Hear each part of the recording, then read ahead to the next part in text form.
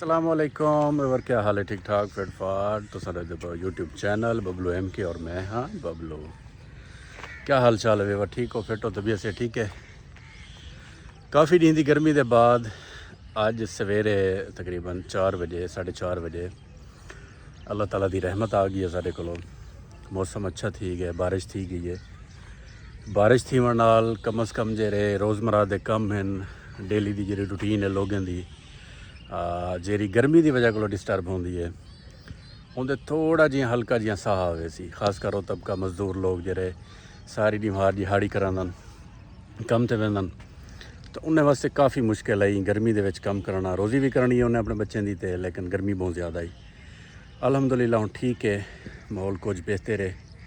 ठंडी हवा भी चलती पई है। तुहाडा क्या हाल है, तुहाडी तबीयत सेहत किवें है, तुहाडे इलाके च मौसम किवें है। मेरे व्लॉग नाल अपनी मुहब्बत प्यार ज़रूर रखा करो और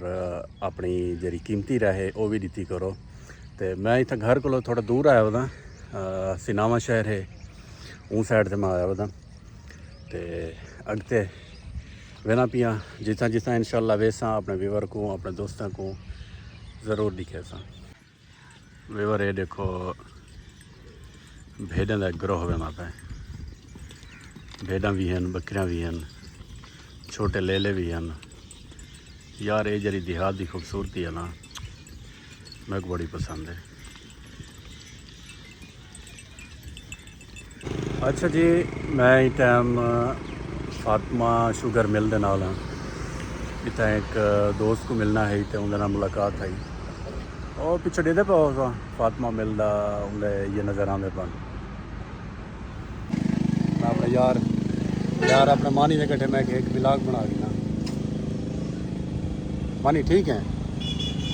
तबीयत ठीक है तेरी,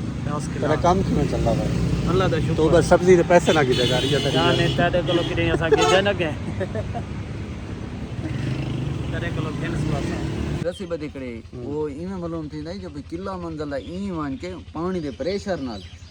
वो बेड़ी कोई दे धक में नहीं तो भला बेड़ी ई गल दी उस्ताद जी तकरीबन 45 मिनट लगन सा उठो कने ता कहानी मतलब पानी स्पीड वाला ते मुलेर वो पानी इतना सा पीट लाई वो जेरे साट रे नहीं ना बेड़ी दे विच पानी आवेंदा वो ऐसा सा पीट वाला पानी ते मां दी में कन्ने को वाट के दी में सिर तले साचा दा इतना इतना चित्ता पानी साचा दा बैठा जिलो मैं साबित कर देना। हां हुन जो मेरे कट्ठे नहीं कान ते आपने पकड़े हैं या लोग अपने पकड़े नहीं जब भाई वाला आई दे किसी से जूं गाया हूं बंदे दा पता नहीं प्लाट लो था पता नहीं क्या हूं जूं कश्ती पे रखे डटे बंद होश डॉक्टर भी होश पगरो पानी किश्ती वाला थोड़ी हद तक ही वाला वापस के ना बाहर काटूं किश्ती दे उन्हें हाथ से पैर घुटे से घुटण को बाद वो को पानी छानी देते से वो कुछ हौसले चाह गए ना ओदा क्या ब्लड प्रेशर लो थी बस वो वाला जल होश चाहे वो बंदा याद है मैं कुछ जिथो चाहे वे मैं को थई पुछाओ ए तोहरा जितना खर्चा थी ने जक्का मैं जेबो देसा मैं मतलब बाकू जे जितना खर्चा दे मैं देना अल्लाह दा वास्ता में मैं को घर बना दे मैं को पानी का लग दे मुलेर दे सही हाल होंदन बड़े मजेदार हाल सुनो। अच्छा ते ऊ आए के मैं जिंदगी च पहली दफा पानी दिठा तुसा मैं कुछ गाल करने जब किश्ती ते मैं तक नहीं ना आंदो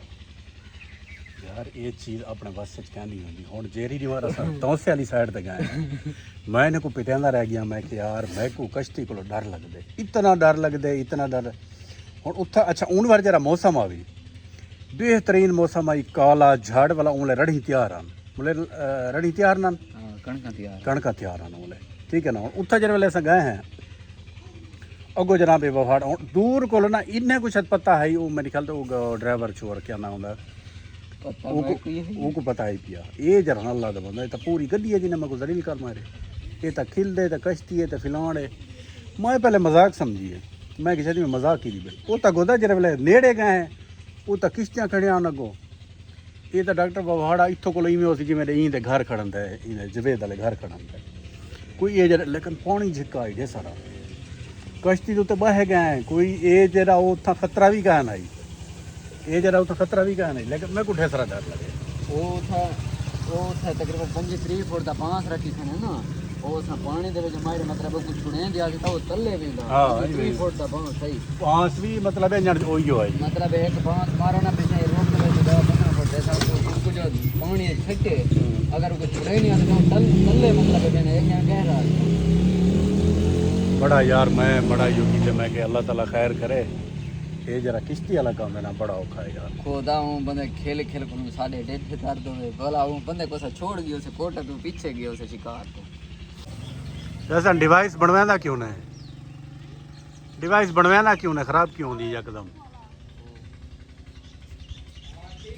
हेलो व्यूअर्स वेलकम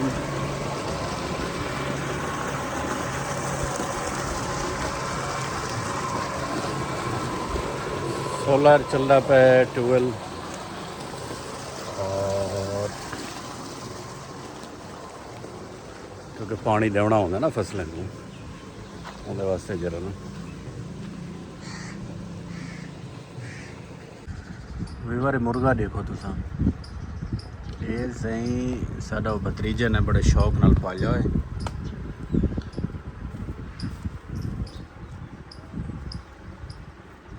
वीवर ये देखो ये ताज़ी बिल्कुल फ्रैश पिंड जरा ना चुनिए खजूर जरा ना इंदे विच बड़ी जा आउंदी है आजकल सीज़न है देहातां दे विच अच्छा वीवर शाम का टाइम है शाम थी गई है मगरब को थोड़ा जिहा टाइम रहंदा पे और साडे व्लॉग का भी एंड थींदे ई दुआ नाल इख्तिताम करे सो कि अल्लाह ताला तो को आबाद रखे सलामत रहो खुश रहो और थोड़े जी मोहब्बत थोड़ा जिहा प्यार मेरे चैनल नाल मेरे व्लॉग नाल भी रखा करो और कमेंट सैक्शन दे ज़रूर दस्या करो कि तो को क्या मेरे व्लॉग दे विच अच्छा लगे और ऐसी कोई चीज़ जी तो को गाल कोई अच्छी ना लगी होवे तो कमेंट की वजह को मेरे काम में बेहतरी आसी अल्लाह हाफिज़।